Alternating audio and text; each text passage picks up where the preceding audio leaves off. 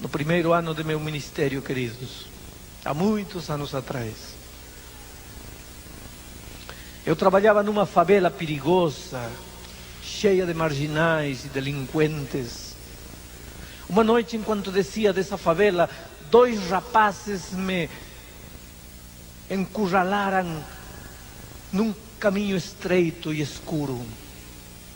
Um deles colocou uma faca aqui no meu peito e eu tremi. Entreguei minha carteira, entreguei meu relógio, entreguei uma caneta bonita que tinha e disse: por favor, não me façam mal, não precisam me machucar. Eu sei que vocês precisam de dinheiro, levem tudo que eu tenho. Agora não precisam me machucar. Eu sou um pastor, eu não faço mal a ninguém. Aqui na minha pasta só tenho minha Bíblia, não tenho mais nada. O que tenho de valor está aqui, levem, mas não me façam nada. Eles riram da minha atitude. Estava tudo escuro. Pegaram o dinheiro, o relógio, a caneta e sumiram. E eu fiquei tremendo, mas agradecendo a Deus porque eles não me fizeram nenhum mal. Eu estava preparando uma campanha de evangelismo naquela favela. Quando chegou o dia da primeira conferência, a sala estava cheia de gente. Muitos marginais estavam lá presentes. Não por causa da mensagem, mas por causa das meninas bonitas que cantavam. Eles entravam molestando as meninas, mas de alguma maneira estavam lá. A primeira noite eu percebi um rapaz que olhava para mim. Quando eu olhava para outro lado, ele estava olhando para mim. Quando eu olhava para ele, ele se abaixava. Ele se escondia diante da pessoa que estava diante dele. Quando eu olhava para outro lado, ele estava olhando para mim. Por esse detalhe, o rosto dele ficou bem marcado na minha mente. Mas na segunda noite ele não apareceu. A terceira noite, a quarta noite, não apareceu mais. Mas na primeira noite, as meninas bonitas tinham pego os nomes das pessoas e os endereços. E eu comecei a visitar as pessoas. E foi assim que um dia cheguei na casa deste rapaz. Eu vi, ele se escondeu. A mãe saiu para me atender. Perguntei: está Jorge Roberto? E ela disse: não, não está. Falei: senhora, eu acabo de ver, ele está aí. Chame ele. Ele não tem que ter medo, eu sou amigo dele, eu sou o pastor que está pregando aqui. E ele saiu. Estava sem camisa, cicatrizes de facadas e de balas em seu corpo. Uma vida feita nos bairros marginais da cidade de Lima. Olhou para mim e disse: o que você quer? Falei: olha, estamos com saudades de você. Você foi a primeira noite, mas não voltou mais. Não gostou da conferência. Começamos a conversar. E de repente eu fiquei frio, gelado, porque ele me confessou que ele era aquele rapaz que botou a faca em meu peito e me tirou meu relógio e meu dinheiro. Eu pensei: assim que foi você? Sim, disse ele. E eu pensei que você tinha me reconhecido, porque a primeira noite nas conferências você olhava e olhava para mim. Falei: não, eu não reconheci você porque quando você me assaltou estava escuro. Mas agora que você está confessando, cadê meu relógio, meu dinheiro? Ele disse: não, mas eu já não tenho mais nada. Falei: tudo bem, mas você tem que me pagar. Você está me confessando que me roubou, tem que me pagar. Eu não tenho como te pagar. Falei: vamos fazer um trato. Eu vou pregar 90 noites seguidas aqui. Se você não perder uma noite até o fim, você pagou a dívida. Agora, se você não assistir, você tem que me pagar o relógio. Ele disse: tá bom, eu vou ir lá. E aquela noite ele apareceu. Sempre aparecia. Às vezes na metade do sermão, às vezes no início, às vezes no fim. ficava lá na porta, parado, como dizendo, olha aqui, estou pagando a dívida. Mas ele não mostrava interesse na mensagem. Quando entrava, ficava molestando as meninas. Ele não mostrava nenhum interesse na mensagem. Mas uma noite, queridos, eu senti que o Espírito de Deus o pegou. Você pode brincar com as coisas divinas uma vez, outra vez e outra vez. Você pode fugir de Deus um mês, um ano e outro ano. Mas você não pode fugir de Deus o tempo todo. Mais tarde ou mais cedo, o Espírito de Deus te agarra. E aquela noite eu vi Jorge Roberto ser sacudido lá. Ouvi chorar. E quando terminou a mensagem, eu fui a cumprimentar lá na porta as pessoas. Ele não saiu. Depois, quando entrei, ele estava chorando num banco. Com a cabeça entre as mãos, chorava como uma criança. Eu me assentei perto dele e perguntei: o que acontece com você? E ele disse: pastor, é verdade o que o senhor pregou? O quê? Deus pode mudar minha vida num segundo? Claro que pode. E ele olhou para mim com raiva e disse: não. Ele poderá mudar a vida de qualquer um. A minha ele não pode. Ninguém pode mudar minha vida. Eu disse: por que, Jorge? E ele me contou uma das mais tristes histórias que eu já ouvi na minha vida. Pastor disse: eu não conheci meu pai. Minha mãe era uma prostituta, trabalhava num prostíbulo. Eu fui gerado lá. Eu nunca conheci meu pai. Quando eu tinha 5 ou 6 anos, todas as crianças tinham pai, menos eu. E eu perguntei um dia à minha mãe: mãe, por que eu não tenho pai? E minha mãe me deu um tapa na boca e me disse: garoto, isso não se pergunta nunca. Mas eu não precisei mais perguntar, porque um amigo na rua me contou por que eu não tinha pai. Aquele dia eu senti uma coisa terrível contra minha mãe. Mas o que podia fazer?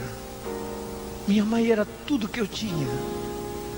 Pastor, quando eu era criancinha, engatilhando, enquanto minha mãe vendia seu corpo, as outras mulheres tomavam conta de mim. Eu comecei a acordar para a vida, respirando o lixo desta vida.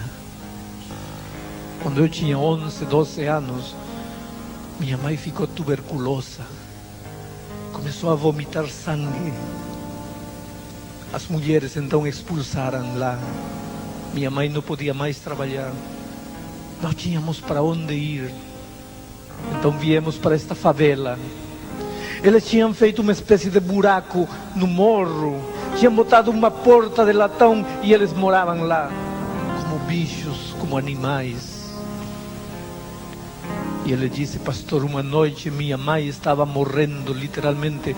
Uma manhã estava vomitando sangue. O lençol branco todo cheio de sangue. Minha mãe estava morrendo. E eu só tinha 11 anos e não tinha ninguém na vida. Pastor, minha mãe tinha ido de manhã ao médico. O médico tinha dado uma receita, mas não havia dinheiro para comprar remédio. Eu fui a pedir ajuda aos vizinhos que me ajudassem a comprar remédio. Ninguém se interessava por nós. Ninguém quis ajudar. Foi então que eu desci o morro. Fiquei lá embaixo no ponto do transporte. Homens e mulheres andando, mulheres com carteiras, com bolsas, com brincos, com joias. Eu era um garoto de 11 anos. Eu não sei de onde tirei coragem. Fui em cima de uma mulher, tirei a corrente de ouro E corri, subi o morro. Eu sabia quem comprava ouro aqui. Vendi, peguei o dinheiro. Voltei para a cidade. Comprei o remédio da minha mãe. E quando chegou a tarde, eu entrei e entreguei o remédio para minha mãe. E aquele dia, aqui dentro do meu coração, se quebrou uma das coisas mais bonitas que eu tinha. Porque aquele dia, pastor, eu entendi que eu não precisava de ninguém para poder viver. Eu podia viver sozinho. Foi então que eu comecei a descer todo dia e tirar as coisas das mulheres e correr e fugir e vender. Nunca mais passei necessidade. Aprendi a fumar, mas o cigarro não bastava. Comecei a fumar maconha. Isso já não bastava. Comecei a cheirar cocaína. Isso não bastava. Comecei a me injetar cocaína. E ele chorando disse: pastor, olha para mim. Eu já violentei mulheres. Eu já roubei. Talvez até já matei. Eu sou um viciado em drogas. Para poder sustentar meu vício, eu passo drogas. Eu sou um traficante. Eu sou a escória. Eu sou um lixo. Eu não presto, eu não valho para nada. Agora você vem. Você que nunca sofreu. Você que não conhece a vida que eu conheço. Vai me dizer que Jesus pode mudar minha vida num segundo? Eu disse: Jorge, não sei. Eu só sei que Jesus ama você. Orei com ele. E no dia seguinte ele não voltou. E no outro dia não voltou. E no outro dia não voltou. Mas um dia, quando eu estava terminando de pregar, a mãe dele apareceu. E me começou a chamar lá da porta: pastor, pastor. Quando terminou a pregação, eu fui. E ela me disse: pastor, tem que vir para casa. Jorge Roberto precisa do Senhor. E corri com ela. Quando entrei em casa, vi um quadro grotesco. Jorge estava amarrado com as duas mãos da cama. A mãe me contou o que tinha acontecido. Aquela tarde chegou em casa. Começou a andar como um leão enjaulado de um lado para outro na casa. E dizia: eu tenho vontade de usar droga. Eu preciso usar droga. Mas eu não vou usar mais droga. Porque Cristo mudou minha vida. Mas à medida que o tempo passava, o desejo da droga ia crescendo dentro dele. E ficava desesperado no quarto, de um lado para outro andava. E dizia: eu preciso droga. Mas eu não vou usar mais porque Cristo mudou minha vida. E num momento ficou tão nervoso que deu uma cabeçada na parede. Se abriu uma ferida, o sangue começou a sair. E a mãe foi perto dele e disse: filho, se precisar droga, usa droga, mas por favor não se machuque. E ele deu um tapa na mãe, jogou a mãe no chão. E depois, percebendo o que tinha feito, recolheu sua mãe e disse: mãezinha, por favor me perdoe, mas eu estou louco. Eu preciso de droga. Mas eu não posso usar mais, mãe. Você não entende. Cristo mudou minha vida. Eu não posso usar mais droga. Então pediu: mãe, por favor me amarra aqui. Me amarra, porque se você não me amarrar, eu vou procurar droga e eu não quero mais. E quando a mãe o amarrou, ele disse: agora procura o pastor que deve estar na igreja. Quando eu entrei, ele me insultou, me xingou. Eu soltei as mãos dele. Sentou na cama pálido, tremia e chorando. Ele perguntou: pastor, será que eu vou conseguir? Eu abracei e disse: Jorge, você vai conseguir sim. Aí começou a grande luta deste rapaz. Todas as noites estava no templo. Quando vinha o desejo da droga, ele pedia à mãe: me amarra aqui no poste. E aí, amarrado no poste, gritava, esperneava, xingava, até que o desejo da droga passava. Quando ele não aparecia na igreja, eu sabia, ele tinha se drogado. Uma sexta-feira à noite, ele não apareceu. Eu fui para a casa dele, ele não estava. Eu sabia onde encontrar ele. Eu conhecia os pontos de droga, os lugares onde os marginais, as prostitutas, os drogados se reuniam. Uma sexta noite eu fui a procurá-lo. O encontrei. Ele começou a chorar e disse: pastor, eu maldigo a hora em que te assaltei. Com tanta gente para assaltar, eu tive que encontrar você em meu caminho. Quando eu não te conhecia, quando eu não sabia todas as coisas que você me ensinou de Jesus, eu era feliz à minha maneira. Eu vivia uma vida torta, mas a consciência não me perturbava. Hoje não. Hoje eu sinto que Jesus me fala, que Jesus me chama, e eu não posso, eu não consigo. Vai embora, esqueça de mim. Eu nunca vou sair de aqui. Eu não tenho forças. Eu disse: Jorge, você vai vir comigo. Ele disse: pastor, este lugar não é para você. Este ambiente não é para você. Jorge disse para ele: Jesus deixou tudo e veio aqui. Ele está chamando você.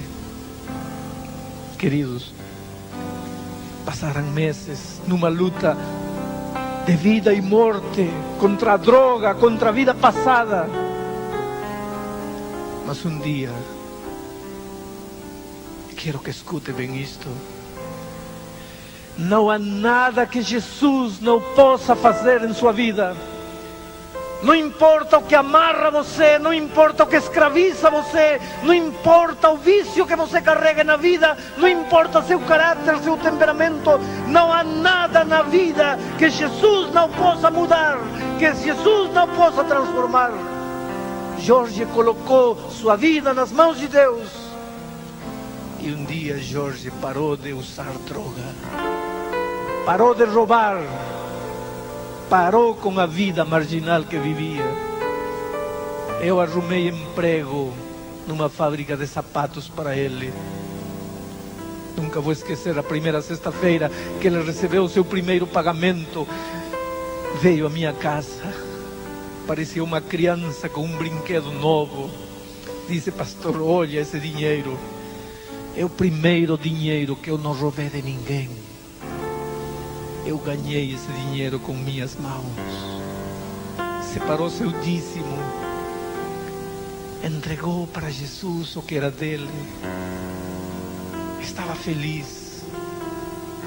E quando chegou dezembro, eu não podia batizar porque eu não era um pastor ordenado.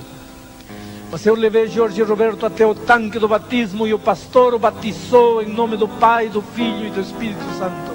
E quando Jorge saiu, eu abracei e meu terno ficou molhado, talvez com a água da túnica molhada dele, talvez com as lágrimas que os dois derramávamos.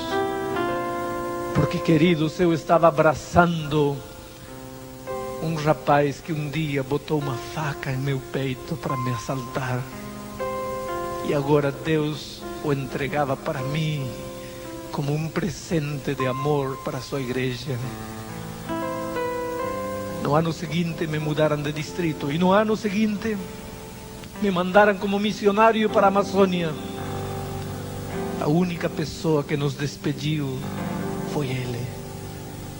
Mas quando eu disse para ele adeus, eu não sabia que nunca mais o veria nesta terra. Porque um ano depois, quando saímos de férias, os irmãos me procuraram e disseram: pastor, Seu amigo Jorge está morto. O que foi que aconteceu com ele? Um sábado de manhã, na igreja que agora temos naquele morro na capital do Peru, o pastor estava cumprimentando a todos os irmãos depois do sermão. Jorge cumprimentou o pastor e saiu e ficou aí na rua. E quando todo mundo estava saindo da igreja, 3 ex-capangas da gangue de marginais da qual Jorge saiu, numa operação de queima de arquivo, enfiaram 7 facadas em seu corpo aí na porta da igreja. Tudo foi tão rápido que ninguém conseguiu fazer nada. Os irmãos correram para levantá-lo. E eles contam que Jorge, com um gesto de dor, disse: irmãos, não me toquem. Eu acho que vou morrer. Mas não faz mal. Eu estou feliz. Porque foi aqui que Jesus me encontrou, me amou, me perdoou, me transformou. Os irmãos pegaram o corpo de Jorge e botaram num carro.